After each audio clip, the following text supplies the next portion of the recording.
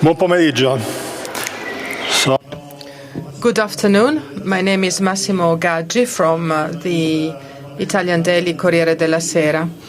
I'm normally based in the United States for my activity as a journalist, and I'm very happy to be able to have this grand finale, which is all American, for the Festival of Economics 2020. Why am I saying so? Because we will address issues and problems related to the involution of the social and economic system in the United States, which has been underway for years, if not decades. On the eve of the elections, we read and know about a poor management of the COVID crisis, with major delays in the United States. And going beyond these contingent situations, we also have a social involution issue that has involved several sectors, including the health system and health conditions of U.S. citizens. This is a topic that has been discussed a lot, and we have written about this. And we also know that there has been a decline in the life expectancy between 2015 and 18 in the United States. We know that thanks to the advance of hygiene and the food we eat and health care, life expectancy has improved basically in all advanced countries, while there is a reversed trend in the United States, so much so that in the 3 years I mentioned, life expectancy decreased for a number of sectors of U.S. society. We wrote about it. I wrote about it myself in the Corriere della Sera, and we attributed this to an abuse in painkillers and opioids. And yet, there is more to that. Anne GAGGI from Princeton University, together with Angus Deaton, Nobel Prize winner, they investigated this element much more in depth. And Anne GAGGI will talk about this today with us here, and then Angus Deaton will address the same issue at the closing event of the festival together with Tito Boeri. This is a broad phenomenon. There are several causes. The two authors made a complete and thorough analysis, and Anne will now help us understand what happened in U.S. society and capitalism. So she will help us understand why we reached that situation. And then Angus Deaton will draw conclusions on the meaning of all this for the post-COVID phase, or the phase during the COVID pandemic. So without further ado, I would like to give the floor to Professor Case. Thank you so much for being here. Anne investigated extensively not only economics but also social issues and health care-related issues, which is a complex universe in the United States. Then we will have a number of questions which come from the digital viewers, and they will read the questions. You have the floor, Professor Case.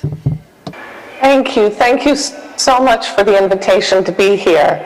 I know I speak for Angus as well when I say that we were really disappointed not to be there in person this spring. We had our tickets. We were ready to go. But it is so kind of you to invite us to participate in this part of the Zoom festival. I am going to talk to you today about work that we've written up in our new book, Deaths of Despair and the Future of Capitalism, which was published this spring by Princeton University Press. And it draws on work that Angus and I have been doing now for over 5 years. And I want to acknowledge that our work has been funded through the National Institutes of Health, for which we're very grateful. In this, I just want to say before we start, though, that even before the arrival of COVID-19, the lives of Americans without a four-year college degree, which we call a bachelor's degree in the US, their lives were coming apart. And that's 2/3 of the population in the US between the ages of 25 and 64. And in this book, what we do is document what that means in terms of despair and excess mortality. And then we dig further and try to discuss the long-run forces behind it. I want to start, though, by showing you what we would have expected to happen in the new century, in the 21st century, based on what happened in the 20th century. So the picture you're looking at now are mortality rates for white Americans aged 45 to 54 over the course of the entire 20th century. And the rates that I show you today will be mortality rates, which are deaths per 100,000 people at risk. So you can just think of this as a falling risk of dying over the course of the 20th century.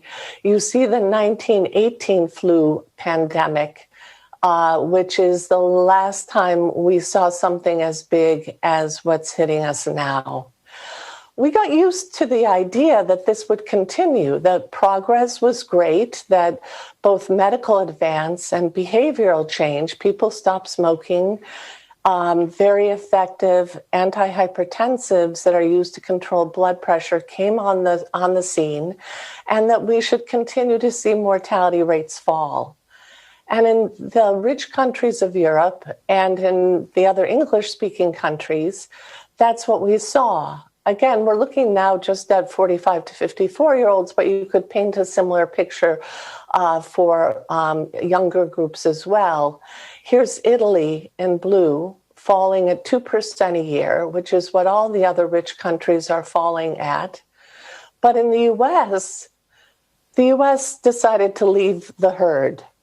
So for whites in the US, which is the thick red line here, that looked a lot like Germany until the mid-1990s, mortality rates began to rise. And at best, they're flat, but they're much higher than what we think should be the case here in the late 20-teens. Hispanics in the US have done very well. They look like Brits. And African Americans whose rates are still higher than whites. But over this period, their mortality rates were falling even faster than the rates that you see here for the European countries. Their rates were falling at 2.6% a year. So one of these groups, the white non-Hispanics, look different from the others, and that's the group that we decided to go off and dig into. Now, is this a little thing or a big thing that this happened? Well, as Massimo has already mentioned, life expectancy in the US fell for 3 years in a row, which hadn't happened since that 1918 flu epidemic. And the decline was driven not by the elderly, but primarily by what was happening to mortality to people in prime age or midlife, people say aged 25 to 64. Now, some of this we found was due to the fact that we stopped in the US making progress against heart disease. It's not entirely clear yet why that's the case, but our mortality decline from heart disease slowed dramatically after the new century began. But 3 causes of death actually started to rise, and those we found were drug overdose, suicide, and alcoholic liver disease. In the pictures I'm showing you now, which are for one age group, 50 to 54-year-olds, I've divided the picture into people with less than a college degree and people with a college degree or more. And you can see that the dramatic increase has taken place for people with less than a 4-year degree. And in the book, what we document is that college attainment is a very clear dividing line, not only for mortality, but also for a lot of social dysfunction, for people stopping getting married in the US, which is much more important in the US than it is in many European countries, out of wedlock childbearing increasing, reports of pain, reports of worse mental health, all happening to people with less than a college degree. It's also the case, though, that education is on the death records, which allows us to look at the pictures in this way. The death records in the US don't have income, they don't have wealth, they don't have mental health. So we started with education, and it did turn out to be a very important dividing line. I should also mention that the fraction of adults with a bachelor's degree has changed very little since the birth cohort of 1945, so that it's not as if the group getting a bachelor's degree is becoming much more select or much less select over time. Now, this picture that I just showed you is for people aged 50 to 54. But we can paint the same picture for every 5-year age group, for people aged 25 to 29, 60 to 64. We were hoping when we started this work that perhaps when people got to retirement age in the US and received their pension, their Social Security, and medical care that was guaranteed through Medicare, that maybe this would turn around. But unfortunately, what we're seeing in the newly elderly is that people are bringing these dysfunctions with them. Now, there were 158,000 deaths in the US in 2018 from drugs, from suicide and alcoholic liver disease. That's up from 65,000 deaths in 1995. Now, 158,000 deaths is less than the number of people who have died in the US currently from COVID. But this is happening now year in and year out, and there's no reason to expect that once there's a vaccine for COVID or effective treatments for COVID, that somehow magically that this epidemic is going to disappear. We still see no reason to believe that that will happen. There's no vaccine for drug addiction or alcohol addiction or for suicide. We tend to put these together, deaths from these three causes, in part because they're all deaths from one's own hand, one way or another. And they all show a great deal of despair. And we came up with this shorthand, deaths of despair, as just a shorthand for those three causes of death. But that seemed to touch a nerve, and the press picked it up, and it became sort of something that we see in the press quite a lot now for these three causes of death. Instead of looking at a particular age group, what we found doing this work is that it's more useful to look at it by birth cohort. So looking at all the people born in a particular year, like 1945, these are all the deaths of people born in 1945, which we can observe from their mid-50s to their early 70s. And you can see that the risk of dying from drugs, alcohol, suicide is pretty flat. It doesn't change much with age.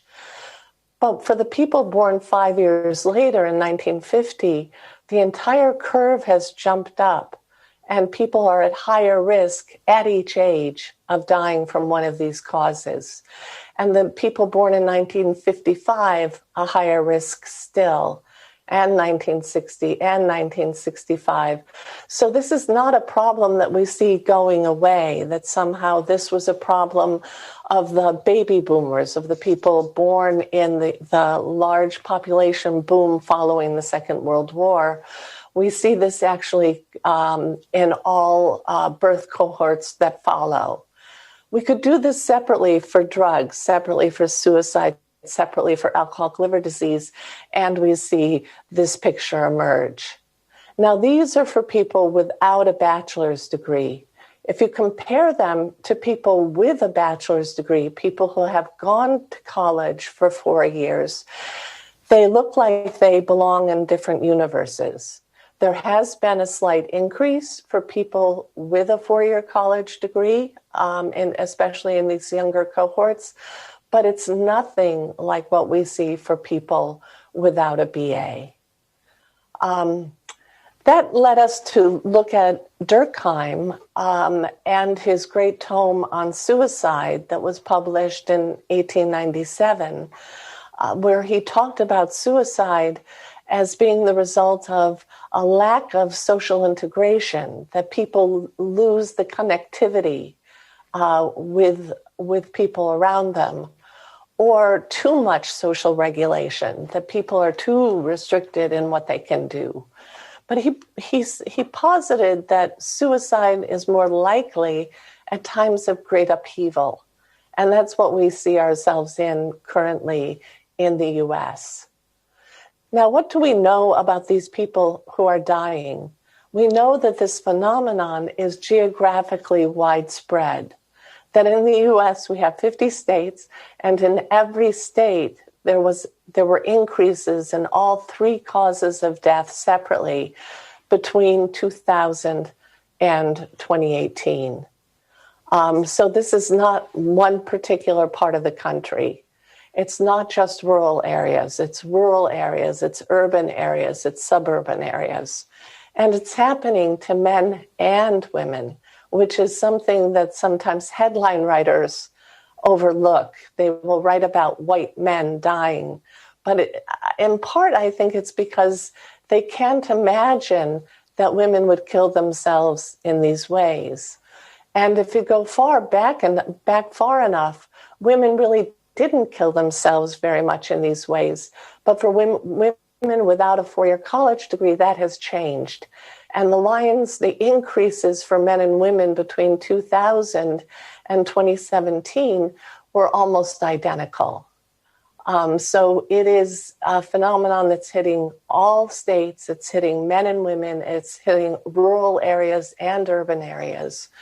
I wanted to ask you, though, can you find the financial crisis of 2008 in this picture? Because what we see when we look at this picture is that suicides and drug overdose and death from alcohol were rising before the Great Recession, during the Great Recession, and after the Great Recession. So it's very hard to pin what's happened to current economic conditions. We think it's something that's much older, and so that's where we went to dig. I will just say briefly, this in the book we cover this in some detail, that underneath these deaths, what we find is increasing reports of pain and poor mental health, but again, only for people without a college degree. Now, reports of pain and reports of poor mental health are easy to dismiss because they're self-reported. That's the only way we know how to measure pain, is what someone tells us it is. They're easy to dismiss on their own, but when you combine those reports with this increase in mortality, they fit into a larger picture. Now, what do we think is at the root of this? Well, at the root of this, we think that the long-term labor market decline for less skilled workers is one of the root causes.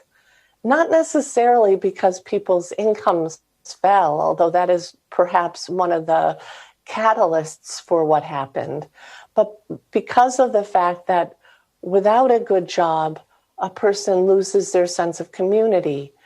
We find that in the US, that people without a bachelor's degree stopped getting married.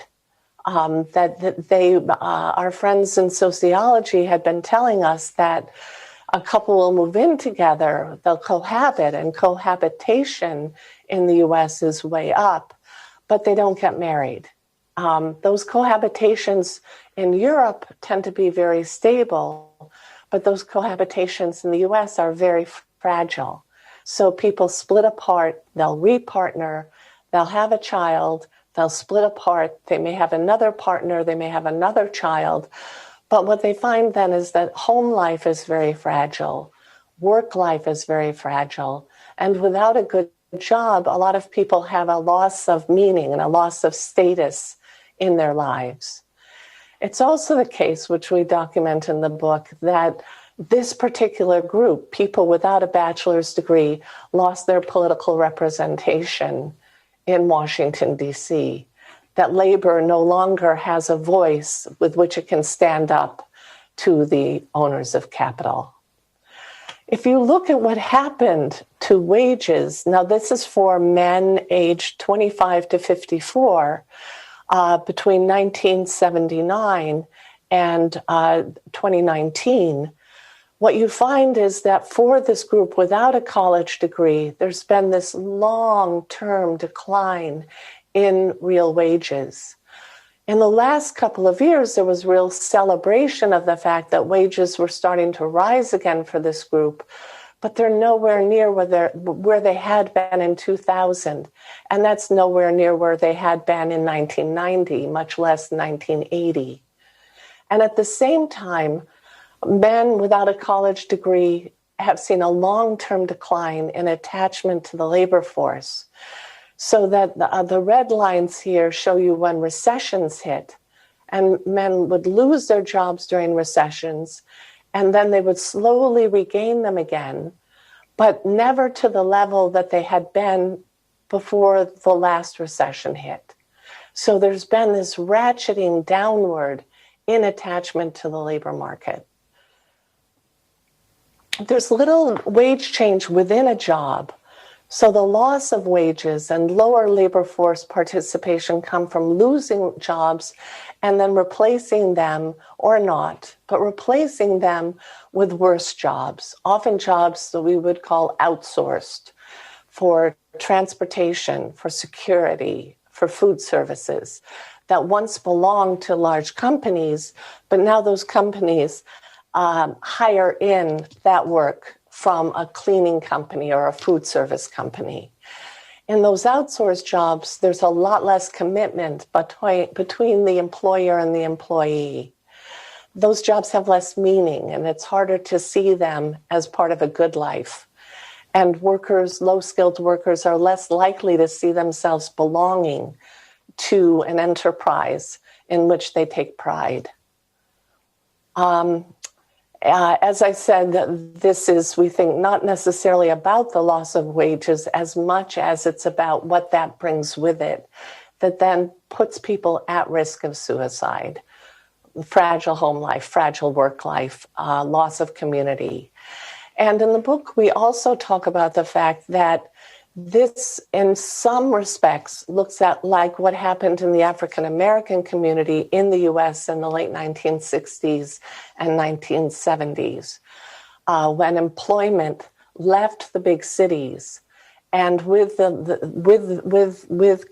big industry leaving the cities, marriage rates declined, out of wedlock child bearing went up.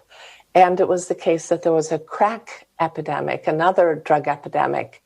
So that looks a little bit like loss of marriage, increases in out-of-wedlock childbearing, and then the opioid crisis coming in on top of it. Obviously, it's not a perfect parallel. Whites are not discriminated against covertly or overtly the way that blacks are. But we think that this is the wheel coming around again, and this time it's coming for less skilled whites. Now, partly, of course, this is due to globalization and automation, but those have happened in other rich countries too. And in other rich countries, we don't see the same increases in deaths of despair that we see in the US. So what's different about the US? Well, part of it is that the US allowed there to be an opioid explosion in which any doctor with a prescription pad could write out a prescription for what is essentially heroin in pill form. The arrival of OxyContin in 1996 certainly made everything worse. But we argue in the book that drug and alcohol and suicide mortality rates had started rising even before the arrival of this very heavy-duty opioid. But the opioid crisis, certainly made it much worse. But we think that the opioids landed on ground that was very fertile for abuse. People wanted some way to soothe themselves, to soothe the beast. And opioids were a very cheap way of doing that when one could get a prescription from a doctor or buy some on the street at very low cost. Pharma, the big pharmaceutical companies, targeted areas in the US that they thought would have high demand. They sent marketers out to market this heroin in pill form, and it was disastrous. What else is different about the US? We would argue that the healthcare system in the US has a lot to answer for. The US has the most expensive healthcare in the world, but measured in many different ways, the US has the worst health in the rich world. Our life expectancy in the US is lower than any of the rich countries of Europe or any of the English-speaking countries. And we argue in the book that life expectancy fell in the US not in spite of what we spend on healthcare, but because of what we spend on healthcare. And I will come back to that in just a minute. But I wanted to show you a comparison of the US and other rich countries in terms of life expectancy and spending on healthcare. So if you look, starting with the UK, from 1970 up through 2015, and you graph life expectancy on the y-axis against what they're spending on healthcare per capita on the x-axis, you can see that healthcare spending went up, life expectancy went up as well. If you add Australia to the picture, they're in very much the same neighborhood as the UK. Canada is a little more expensive, but their life expectancy has risen very much like what happened in Australia. France looks a lot like these other countries as well. If you add the Swiss have the second most expensive healthcare system, but they also have very good results in terms of life expectancy. Now, if you add the US to this picture, what you find is that we had more expensive healthcare in the 1970s, and we had poor results even then. If you add what happened in the 1980s, you can see the health expenditure went up dramatically with less results in terms of improvement in life expectancy. And then this is where we are in 2015. So it's a stunning difference between what other rich countries spend.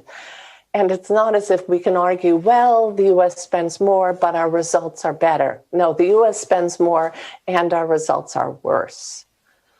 How much do we spend that we shouldn't have to spend on healthcare? You can do back of the envelope calculations, and we just took the Swiss as an example. They spend a little more than 12% of GDP on healthcare. The US spends almost 18% in 2018 on healthcare. That difference of 5.4% is more than $1 trillion a year, more than $8,300 a household. And that's just the excess spending. That's not the spending. That's just what we think is the waste in the system. And it's half again as much as the US spends on the entire military. That has to come from somewhere. And it comes from wages or profits or taxes. In the US, being one of the only countries in the world that ties health insurance to employers, which is a crazy system, as we've now seen with the COVID epidemic, when tens of millions of people lost their jobs, and some fraction of those tens of millions of people lost their health care and have been unable to replace it in some other way. People like to think that their employer-provided health care is a gift, but it's not a gift. It's being deducted in part or in whole from their wages. So we think that one of the reasons for this long-term decline in wages is the increases in costs of healthcare in the U.S. And many firms who face enormous healthcare premiums, which are basically identical for workers, whether they're a janitor or whether they're a CEO, a family policy is going to cost them their share of a $21,000 a year policy, and they're going to decide to outsource jobs as a result of that. We think that financing healthcare in this way just took a wrecking ball to the low-skilled labor market in the U.S. Now, we don't want to stop globalization and automation necessarily. We want to have a discussion about that, but we, as economists, we think that there's a lot of good that comes from both of those things. But fixing the healthcare system in the U.S. would be something that we could do in the U.S. that is going to help to protect low-skilled workers. It's also the case that U.S. state governments have to pay their share of providing medical care to poor people in their states.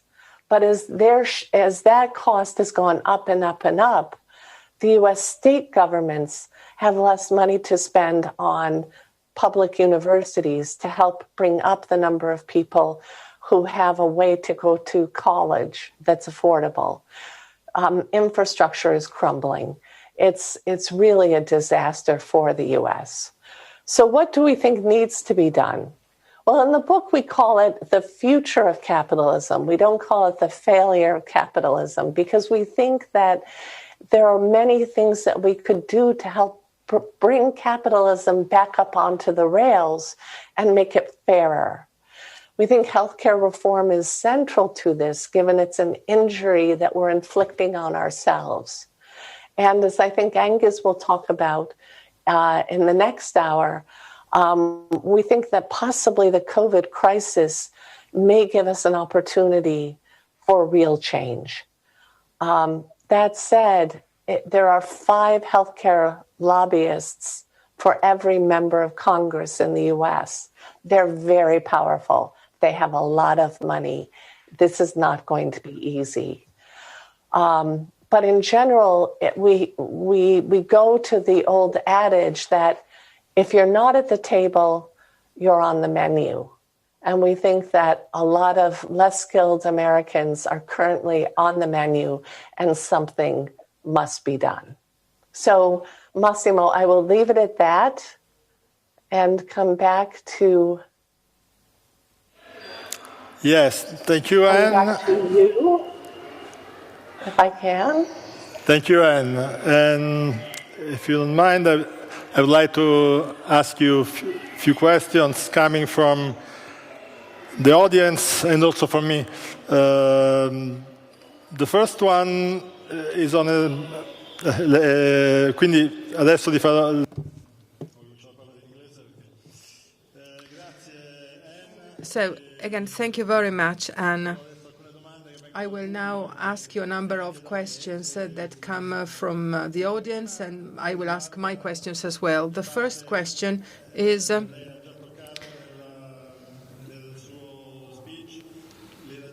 about the deep roots of the phenomenon. You have already talked about this in your speech, but in addition to the strictly economic ones, increasing inequality and poverty and the health care roots and reasons, and you mentioned also the loss of status related to the fact of losing a job. So in addition to this, we also need to consider the fact that we have buffers in our society, welfare buffers, which are related to other aspects. Of course, if you have an interesting job, so you are happy with that, and your family is a source of happiness, and the activity of the community is very important.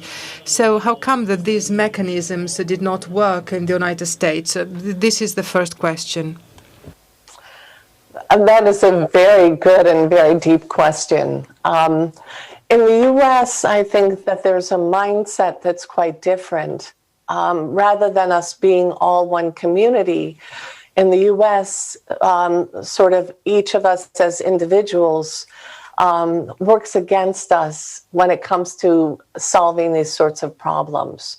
That we think that a lot of people think, well, you had a chance to go to college, you chose not to, so you're on your own. That it's not our responsibility to take care of you. I take care of me and my family, you take care of you and your family. And in the US, we like it that way, which does not help us when through globalization or automation, large numbers of people need retraining, need to find a skill set that will help them to support themselves and their families, and they're just not there.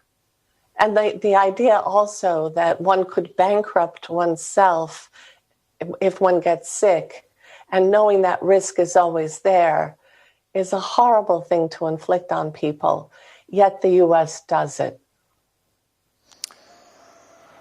Grazie. E una seconda domanda? Thank you. The second question comes from me. In this phenomenon, which is explained very well in the book, and it is the fact that these additional deaths due to suicide, drug abuse, and so on and so forth, they caused an additional number in deaths in 2015-17, which is higher than the death toll during the World War. So it is incredible. And in your book, you also tell that in the mindset of Americans, a situation arose, whether it is the sheriff of Nottingham that decides how to distribute income. So it is an overturning in social equity as we conceive it. And in this alteration of capitalism, what phenomena impacted? Is it the politics that has involved and has changed massively? Or is it the antitrust legislation that had an impact, so much so that new monopolies came into being in the sector of technology and pharmaceutics, and so monopolies and oligopolies? And also deregulation over the course of the years might have entailed that this type of phenomenon was not stopped, because pharmaceutical industry abuses have been known for quite a long time. Thank you. There's a lot in what you just said. So let me see if I can remember all of the things I want to say now. One is that, yes, this crisis, which is killing 158,000 people in 2017 and again in 2018, is almost invisible because it's happening to people without a college degree. So it's happening under the radar screen. Whereas something like COVID, every day we see what the new numbers look like, and we see how high the mortality rate has become. But the idea that we have something where it's equivalent to 3 737s falling out of the sky every day, and no one was talking about it, is pretty stunning. Now, why? Why Sheriff of Nottingham? Well, in part, when it comes to healthcare, what happens is we do not have any way to control costs for healthcare in the U.S. That the healthcare industry is powerful enough that it is able to sidestep any controls on what drugs costs, right? Or devices for hips or knees, or for hospitals. And part of what's happened is that the antitrust regulators have fallen asleep when it comes to things like mergers of hospitals in the US.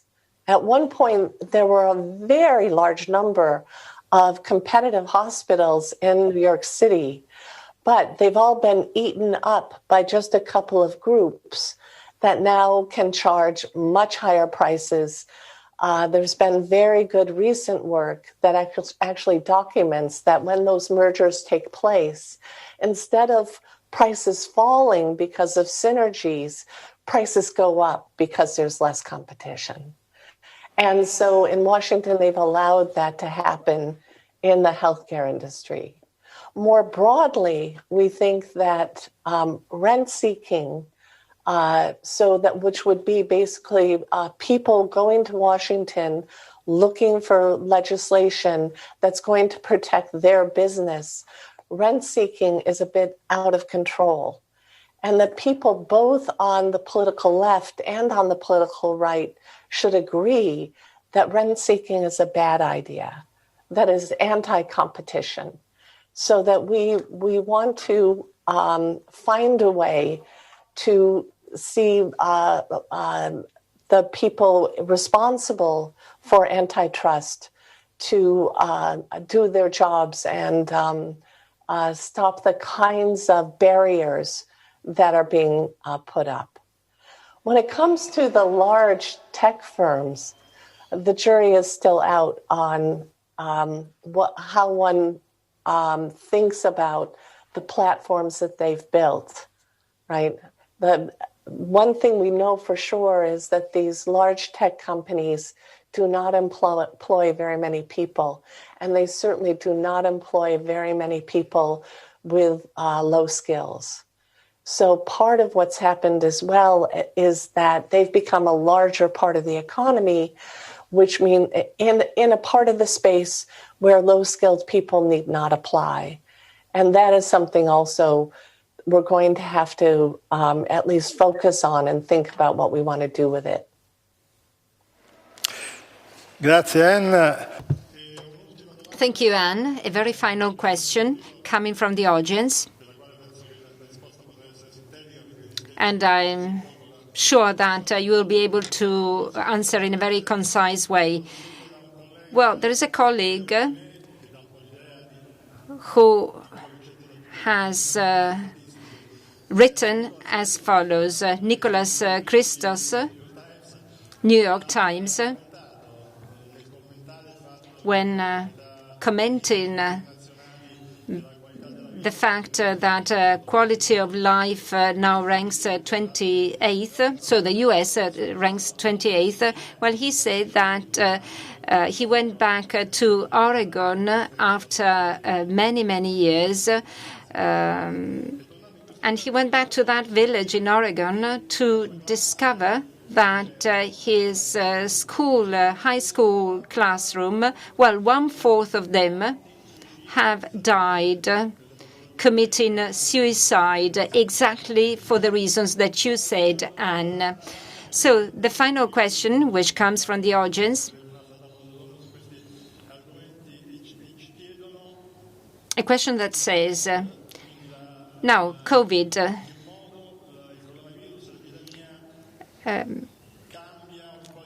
do you think that COVID can change these dynamics? Well, I think that I remember that this opioid epidemics that killed a lot of whites, well, now we are in a situation where COVID is killing people also in other classes of people. So do you have a comment about that? Yes. So I hear a couple of questions here. We think that Nicholas Kristof and Cheryl Wu Dunn's book, Tightrope, talks about what we talk about, but on a much more human scale. And they tell the very sad stories of what has happened to people without the skill set that's needed in order to build a life that can support marriage and community. So we think that's a terrific book as well. I think I heard a little bit about COVID, and I just wanted to say that given how powerful the healthcare industry is in the U.S., I was not very optimistic about real change taking place. But with this COVID epidemic, there are going to be tens of thousands, if not a million people who have healthcare bills they cannot pay. And suddenly, healthcare reform is going to be something that's not just taking place way out on the left in the US, but people in the middle of the distribution are suddenly going to be very interested in healthcare reform. And perhaps that will give us a way into this and think about serious reform for it. But the final thing, which I heard you say, and I didn't mention only for lack of time, was that when we first started doing this work, mortality rates from drugs and alcohol for African Americans were falling very nicely. In fact, their mortality rates were lower than rates for whites. And so it made this problem look like maybe we should focus on whites because everyone else looks like they're doing happily what we would hope would happen, lower deaths from alcohol and drugs. And African Americans have much lower suicide rates, have always had much lower suicide rates than whites. But in 2013, a new drug entered the market, a street drug, a street version of a very powerful painkiller called fentanyl. And fentanyl, which you only need a little bit of to kill yourself. You can mix it with cocaine, you can mix it with heroin. And unfortunately, once fentanyl was on the street, mortality rates among African Americans from drug overdose began to rise as well.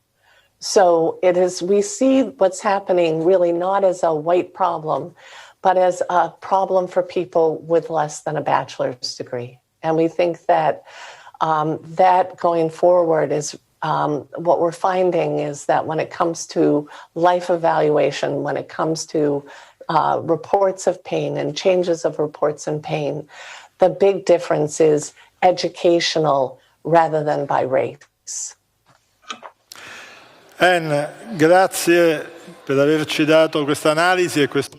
Thank you so much, Anne, for your assessment and for this extraordinary book, although a bit harsh to digest, let's say, about the American society. So thank you so much to all those who have been with us online. And now let's go to Angus Deaton, who will close the festival. Thank you.